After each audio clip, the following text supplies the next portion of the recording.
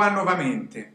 Oggi sto ben feliz, ben satisfeito, porque tenho uma convidada muito especial e vocês já vão conhecê-la um pouco. Agnes, por favor, primeiro, bem-vinda, gratidão por você estar aqui. Dois, fala tudo ou quase tudo que você quiser para nós. Bom, obrigada, Andréia, pelo convite. É uma alegria, uma satisfação estar aqui para poder falar sobre os nossos trabalhos, nossos estudos e esse processo de despatologização de um corpo, de uma pessoa que tem sua subjetividade, suas características e que também merece estar aqui sob esse sol, né? Com certeza, com certeza, com certeza. E aí a gente já vai explorar um pouco disso. Agnes é jornalista? Sou jornalista, sou professora universitária, tenho mestrado e doutorado em comunicação e mídia e estou fazendo meu estágio pós-doutoral agora em comunicação e cultura. Por isso, nós podemos dizer, veja bem se eu uso as palavras certas, que você é uma profissional profundamente engajada, que você tem uma formação acadêmica rigorosa, que você entende do mundo acadêmico e do jornalismo, mas podemos dizer que você também é ativista?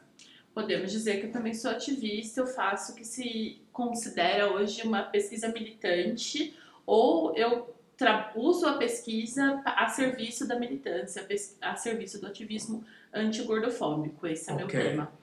E aí, fala um pouco mais do jeito que vier da gordofobia. Ótimo. Gordofobia, a gente num primeiro momento tende a associar com uma perspectiva estética. Então, é o preconceito contra as pessoas gordas, que a gente tende a achar que é porque existe um padrão de beleza e gordo é considerado feio e magro é considerado bonito. Então, numa parte mais ampla, é dessa forma que a gente vê. Só que quando a gente vai analisar esse preconceito de uma maneira mais aprofundada, a gente percebe que as pessoas gordas, elas são segregadas socialmente, violentadas, então elas sofrem preconceito dentro de casa, no mercado de trabalho, nas relações e nos serviços de saúde. Isso é muito importante a gente deixar evidenciado e muito transparente para as pessoas, que eu não estou falando só de um padrão e de uma pressão estética, mas eu estou falando de privação de direitos, direitos de ir e vir, direitos de ser, de estar, de conviver e direito à saúde, que é algo que a gente preza tanto e precisa tanto, e essas pessoas, por conta do preconceito, são negadas a terem esse direito. Me fala uma coisa. Primeiro, muito obrigado. Quando eu entrei em contato com você, quando eu li, inclusive, e você vai falar um pouco, por favor, dos seus livros, tá certo? Quando eu li um seu livro, e quando a gente já conversou, não? Tanto nos meios eletrônicos, quanto por telefone, quanto pessoalmente, tá certo? Me chama muito a atenção, perché de fatto saúde é bem-estar físico, mental e social. Saúde são muitos elementos, está certo? São inúmeros elementos. E saúde também como você se sente, e não apenas como alguém ou algo te classifica. E aqui a gente está falando, não, di rispetto in un sentido amplo, di pessoas. E aí eu te falo, isso que você disse, eu concordo, a gente já conversou, isso é evidente, é um pouco a sua bandeira, certo? Mas é evidente que isso se aplica a qualquer área, ou seja, discriminar, ou segregar, ou relegar, ou fazer bullying, ou seja que for. Tudo aquilo que é negativo e ponto final. Tudo aquilo que faz mal. Óbvio que às vezes eu posso usar uma palavra de uma forma inadequada, mas não necessariamente eu quero te ferir ou te machucar. Às vezes a gente pode escorregar, mas a intenção não era alcançar o outro ou provocar um desconforto. Por isso, sempre lembrando que o diálogo significa também se entender um pouco, está certo? Não existe só um lado e outro lado, eu acho, veja bem. Não existe um contra o outro, mas o que deveria existir, no meu entendimento, é um olhar um pouco mais integrado, uma sinergia. E isso, é óbvio, se aplica nesse aspecto que a gente está aqui para discutir, até considerando a minha formação, a sua formação, a minha experiência, a sua experiência. Mas isso se aplica na vida como um todo. A gente deveria ter um olhar um pouco mais compassivo e menos julgador, e menos dono da verdade. Como é que você vê essa minha reflexão, Agnes? Faz sentido para você? Faz sentido, e a gente precisa observar quem faz esse movimento e quem não faz. Não para apontar os dedos, né, e encontrar culpados, mas para que a gente possa, então, de fato, encontrar soluções para essas questões. Porque quando a gente fala dos estudos do corpo gordo, por exemplo, e que o Brasil sediou o seu primeiro congresso de pesquisa gorda agora em setembro, né, em setembro de 2022, a gente já fala de estudos que são transdisciplinares, que são transversais, que são acolhedores, que são diversos, em oposição a estudos hegemônicos que de muito tempo vêm condenando e patologizando corpos e pessoas com esses corpos, né? Então é ótimo que a gente possa falar sobre o diálogo, mas é importante a gente observar que a ciência ela é um campo em disputa, e esse campo em disputa em determinados espaços não permite esse diálogo e tem a sua visão como uma visão hegemônica, enquanto outros estudos que são contra-hegemônicos, né, e não para-hegemônicos, eles já fazem o processo da transdisciplinaridade, mas eles são relegados como um conhecimento de segunda categoria. Então é importante que a gente olhe para isso, porque já existem campos do conhecimento, já existem campos do saber que trabalham com esse diálogo, mas tem um campo muito específico, que é o campo da medicina ocidental contemporânea, que se coloca nesse patamar dogmático e que não permite, que não está aberta a esse processo contrário. Ao invés de determinar sobre corpos e sobre pessoas, ouvir o que essas pessoas com esses corpos têm a dizer. Pessoal, eu vou falar bem do meu jeito. Adorei a fala da Agnes. Não sei se vocês prestaram atenção nas palavras que eu uso. É óbvio que ela domina bem as palavras. Ele estuda isso, ele escreve, ele é jornalista, ele estuda isso o tempo inteiro. Mas vocês percebem, quer dizer, eu compartilho aquilo que eu senti. Você usou essas palavras, Agnes, de uma forma super, mega, hiper adequada. Mas eu senti que eu senti percepção. Você queria transmitir não só o seu conhecimento, mas a sua vivência, a sua sensação, está certo? Por isso, não são palavras para impor o seu saber, mas para compartilhar. E aí, se você me permite, já gostaria que você me dissesse aquilo que você pensou quando você fez assim, que eu quero te dizer. Se eu entendi bem por isso, uma coisa é a teoria e uma coisa é a prática. E por isso, se eu entendi bem, existem situações onde esta expressão não é tão livre assim. Você pode dizer isso? Sim. É importante a gente também entender que quem constrói o conhecimento, ele tem, essas pessoas têm suas vivências, suas bagagens. A construção do conhecimento, ela não é neutra. Ela é dita como tal por conta dos rigores científicos que a gente precisa cumprir quando a gente vai fazer uma pesquisa, quando a gente vai escrever um artigo, quando vamos escrever nossas teses e tudo mais. Mas por mais rigor que eu tenha, as escolhas da minha pesquisa perpassam pelas minhas vivências, pelas minhas experiências. E aí, se a gente olhar hoje quem compõe esse campo que está determinando, né, sobre determinados corpos e determinadas pessoas, não são as pessoas que não representam o que é a parcela da população. Então, quando determinadas pessoas determinam noções e padrões e questões e números e balanças sobre corpos, essas pessoas não têm esses corpos e não compreendem qual é a vivência, qual é a experiência que essas pessoas têm. Só que, por questões que são que vão além da nossa capacidade de trato social, determinados conhecimentos são avalizados e são autorizados como determinantes. Então, atuam nisso o Estado, atua nisso a mídia, né, que vai fazer com que esses conhecimentos eles sejam tidos como dominantes e outros como subalternos ou subalternizados. Por isso, né, que a gente fala, por exemplo, quando vou falar sobre anti-gordofobia, eu tenho todo o movimento feminista que vem desde os anos 1970 falando sobre essa questão. E aí, essas mulheres que se articulam no ativismo, na militância, elas começam a sair das ruas, ir para a academia, ou sair da academia e ir para a rua e fazer esse intercâmbio entre pesquisa e entre ativismo, para poder, então, de fato, colocar o argumento científico por trás dessa fala da vivência, por trás dessa fala da experiência. Só que esse argumento, ele ainda não é reconhecido. Quando me procuram para falar sobre as minhas questões, me procuram para falar como que eu supero, ou como que é difícil, mas nunca para falar assim, olha, qual é o sistema que faz com que essa situação aconteça? O sistema não é questionado porque ele é dado como dominante. E a gente precisa questionar o sistema. Muito obrigado, Agnes.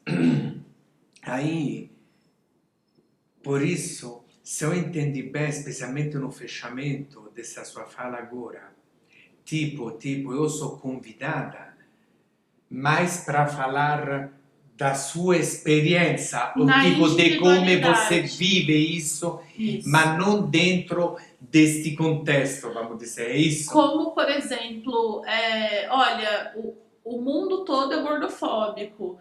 E você, como lida com isso sem olhar que existe um sistema que avaliza esse preconceito? Então, por que eu não vou olhar, por exemplo, para o sistema de saúde que não tem uma maca que comporta um corpo com mais de 99 quilos? Ao invés de falar que a pessoa precisa emagrecer para poder subir na maca.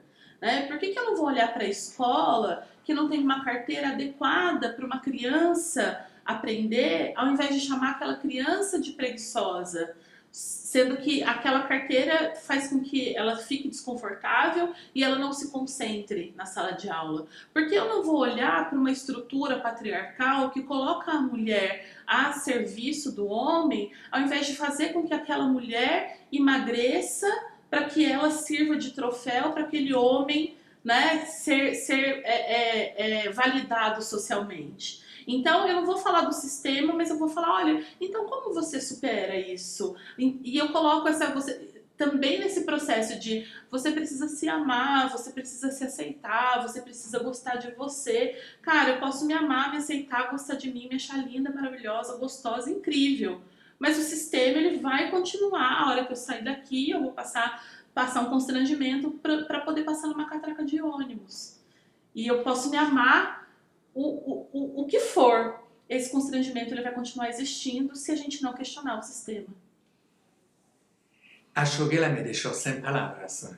E veja bem. Isso é difícil. Me deixar sem palavras é difícil, tá certo? Entendeu? E obviamente nesse contexto não posso ficar em silêncio. Mas vou compartilhar com você, sou muito grato, e com vocês. Realmente fico sem palavras. Perché esiste un soffrimento che io intendo às vezes a gente aumenta o nosso sofrimento, no? A gente pensa demais no passado ou demais no futuro. É a única certeza que a gente tem é o momento presente. A gente às vezes tem uma preocupação, mas transforma essa preocupação em problema, um problema em tragédia. Isso acontece dentro de nós, porque de fato nada disso que a gente imaginou vai acontecer. Por isso existe sim, Agnes, eu acho, algo que cada um de nós pode fazer por nós mesmos, evidente. E você não nega isso. Sim, mas você deixou bem claro também que eu posso tudo aquilo que você disse, mas depois eu posso me sentir de repente ou rejeitada ou excluída, ou come você disse, fazendo um exemplo de uma escola, novamente sem querer julgar o sistema, perché também o sistema é fruto de uma série de outras coisas, enfim, mas a gente tem que olhar de una forma critica, eu acho, perché di fatto aquela criança non só vai sofrer perché pode se sentir desconfortável, excluída, ma também aquela experiência na escola non vai ter a minha eficiência, a mesma eficácia, perché de repente non vai se concentrar, de repente non vai aprender. Por isso, olha quantas coisas estão ligadas a tudo isso, e não é apenas se aceite ou emagreça. Exatamente. Certo? É Porque muito mais aquela do que isso. criança, ao invés de eu olhar, né, para um espaço de conforto para todas as crianças, aquela criança é colocada em pé de igualdade quando ela não está. E ela vai crescer ouvindo que ela é preguiçosa, que ela é desleixada, que ela não se dedica, quando ninguém está olhando para o fato dela não conseguir se concentrar por ela não estar confortável em uma cadeira que não comporta o corpinho dela, né? E ela vai começar a ouvir na escola as piadinhas, ela vai começar a ouvir em casa a repressão. Se é uma menina, ela vai começar a ouvir que ela não vai arrumar namorado, que ela vai ficar solteira pro resto da vida, e que essas palavras, esse comportamento, a criança é socializada dentro dessa estrutura e ela cresce acreditando nisso, como eu acreditei. Eu só descobri o que acontecia comigo, eu tinha 30 anos de idade. Então, pensa o que é você ter dos 6 anos aos 30, achando que você é errada, que você é inadequada, que você não é desejada, que você não pode estar, que lugares não são para você, e mais do que isso, nem saber que determinados lugares são. Eu me formei em jornalismo e tem um clichê da profissão que o jornalista é o apresentador de bancada, né? Então, aquela pessoa que fala boa noite no telejornal. Existe esse estereótipo do jornalista. Então, quando a gente estuda jornalismo, a gente fica cansado de ouvir o tio, a avó, todo mundo perguntar: quando que eu vou te ver apresentando o jornal? É uma pergunta que fazem, que acho que todo jornalista vai apresentar um telejornal. Eu só me dei conta recentemente que nunca me fizeram essa pergunta. Eu nunca precisei me preocupar em responder essa pergunta, porque já não se identifica que o meu corpo pode estar naquele espaço, porque a mídia é um lugar de padronização, né? Então, eu nunca, mesmo tendo formação, mesmo tendo tido aula de telejornalismo, repertório e tudo mais, e competência, eu não estou dizendo que eu seria a melhor apresentadora de telejornal do mundo, mas eu nunca pensei que eu poderia ser. E ninguém nunca te perguntou. E ninguém nunca me perguntou. Então, naturalmente, eu desenvolvi a escrita. Eu fui para o jornalismo impresso. Tudo bem, eu acredito, inclusive, que eu me expresse melhor escrevendo do que falando. Mas será que isso é natural mesmo? Será que esse é o meu talento? Será que se eu não tivesse sido incentivada, motivada, perguntada, eu não teria ido para um outro campo?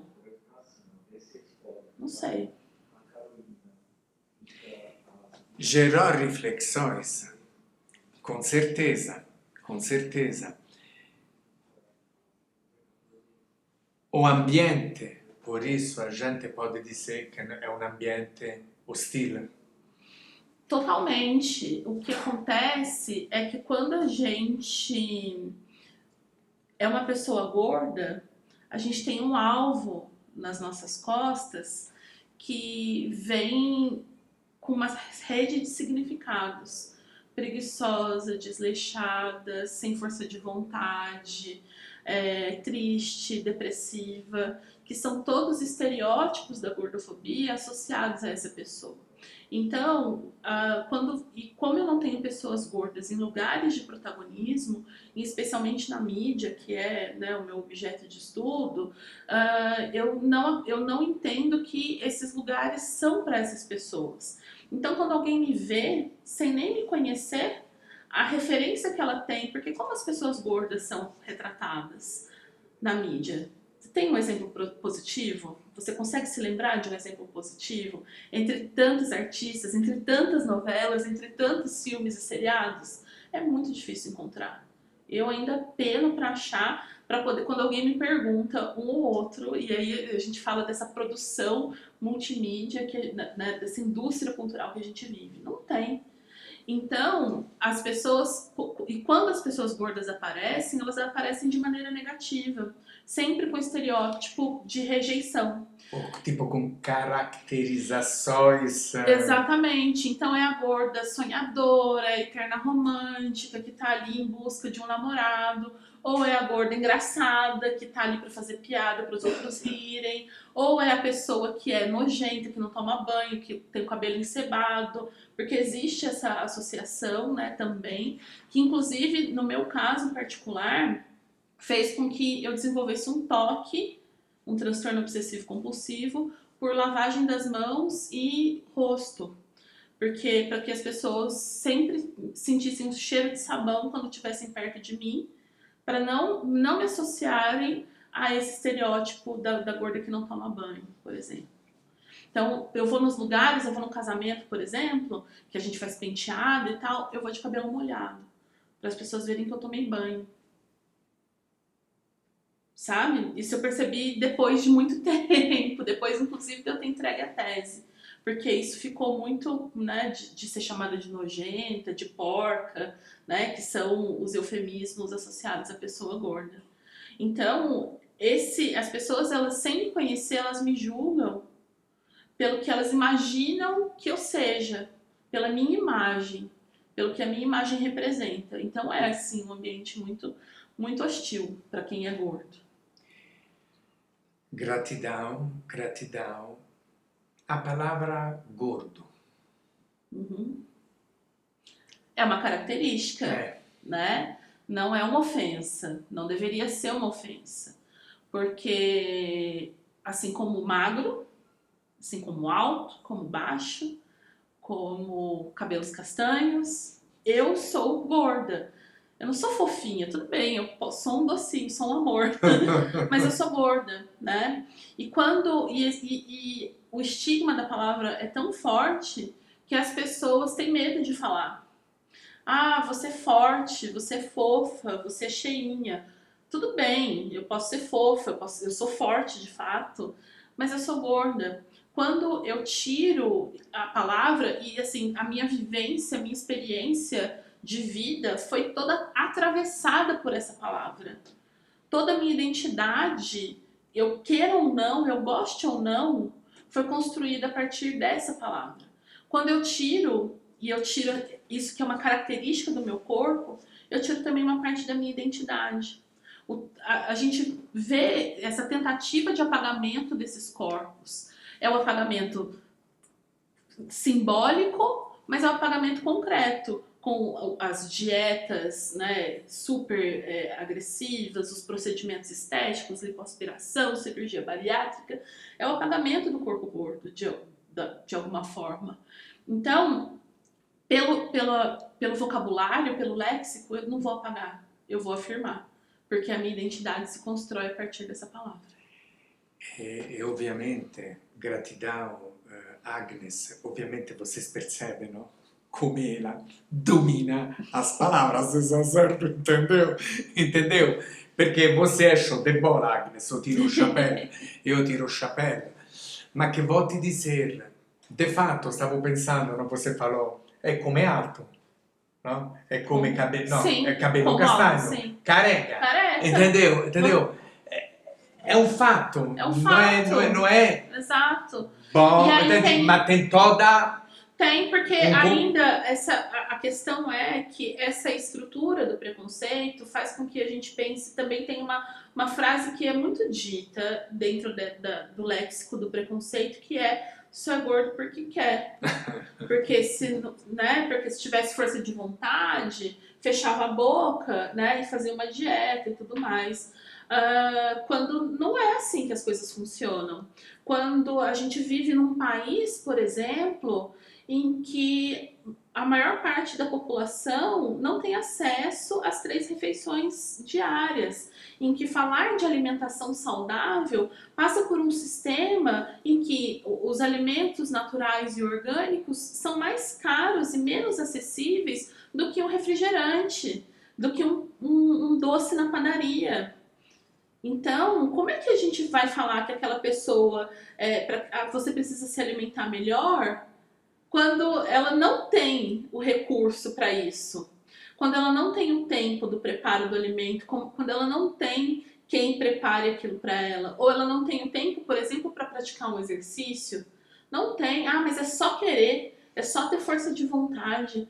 Quando a maior parte da população com o IMC acima de 40, de acordo com dados, né, da OMS no Brasil, são as mulheres pretas periféricas, que cuidam da família sozinhas, que trabalham mais de 8 horas diárias. E que tem que se deslocar. Que tem o deslocamento. Então vai falar que aquela mulher é preguiçosa, que aquela mulher não tem força de vontade, que aquela mulher não se mexe. É muita hipocrisia esse discurso. E também, muito obrigado, mesmo se eu não domino as palavras como você, uma coisa que sempre me chama a atenção é que tem aquelas palavras ou aquelas frases de impacto, mas que pode gerar mesmo um impacto, e às vezes um impacto negativo, certo? Fechar a boca. Fechar a boca. Fechar a boca. Eu já fechei a Entendeu? boca. Lutar contra a balança, certo? Sabe o que aconteceu quando eu fechei a boca? Porque tem que dar um jeito, né? Então eu já fiz todas as dietas que você possa imaginar, eu já fiz. Uma delas eu fechei a boca, de fato eu não comia nada. Eu me alimentava com uma cabeça de brócolis no dia, aquela era a minha alimentação, cozida no vapor. Não podia pôr sal, não podia pôr azeite, nada. Aquela era a minha refeição no dia. Quando eu achava que eu ia passar mal, desmaiar, eu pegava uma bolacha do tipo cracker. Não façam isso em casa, gente. Estou contando uma experiência muito traumática. Eu mastigava até tirar o sal e subia minha pressão, porque eu tava, né? E cuspia aquela bolacha. Eu não engolia, nem engolia. Eu cuspia no lixo e era isso. Eu emagreci 12 quilos em um mês. Foi o que aconteceu. O que acabou acontecendo foi um processo de emagrecimento muito rápido, né? Porque é isso, né? As pessoas olhavam, e aí as pessoas olhavam para mim e falavam assim: nossa, parabéns, né? Você tá tão bonita. Então eu vinha com reforço positivo. As pessoas me falavam: parabéns, a saúde em primeiro lugar, isso mesmo, tá se cuidando. Olha, né, a ideia desse estereótipo desse corpo.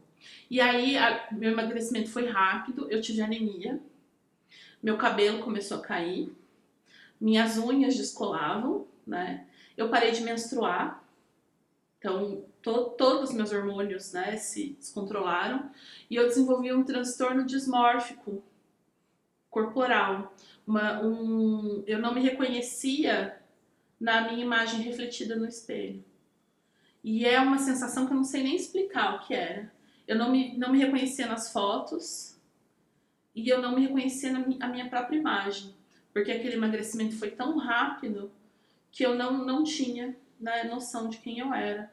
E aí eu fiquei muito confusa, aquilo me deixou muito confusa, porque as mensagens que eu recebia eram: nossa, parabéns, você tá se cuidando e tudo mais. E eu tava completamente desequilibrada naquele momento.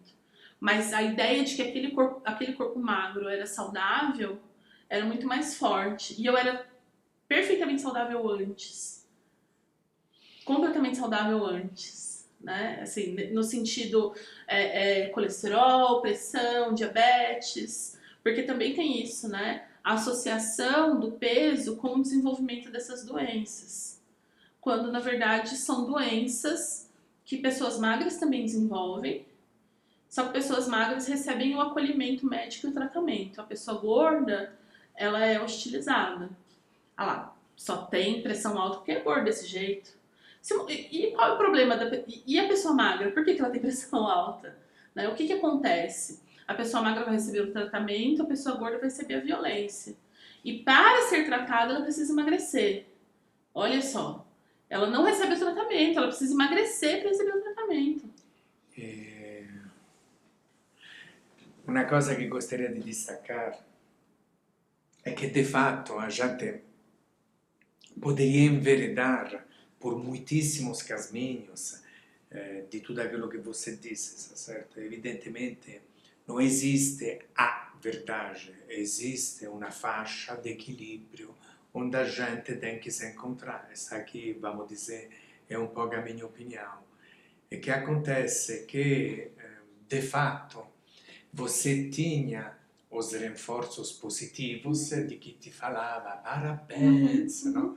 Mas de fato você fez algo de uma forma que não tem nada a ver com saúde, certo? Isso não Perfeito. significa, evidente, e te agradeço imensamente, Agnes, que a obesidade não possa te predispor a desenvolver outras doenças ou outras condições. Mas a obesidade em si tem que ser respeitada e encarada de uma forma séria e profissional e respeitosa, tá certo? E a gente, sabendo ou não sabendo, conscientemente ou no subconsciente, frequentemente julga come pessoas e também às vezes como profissionais de saúde. Por isso acho que vale muito esta reflexão. Eu agradeço imensamente, Agnes, pelas partilhas e para você estar aqui comigo e conosco. Eu que Gratidão, Agnes. agradeço. Gratidão.